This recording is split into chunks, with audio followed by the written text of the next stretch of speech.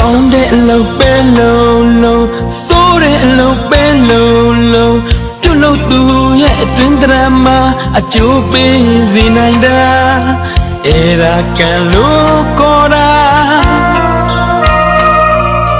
ကောင်းကံကကောင်းကျိုးပေးဆိုးကံကဆိုးကျိုးပေးကောင်းကံရစေကံကောင်းစေလူသားတိုင်းပေါ်လေ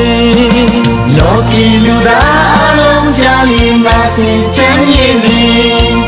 ကြားလျင်ပြီးပါစေ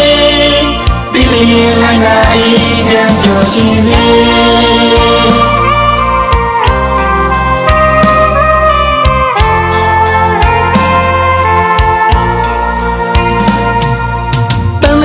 ဆိုတာလောကမှာမရှိသင့်ဆုံးသောအရာ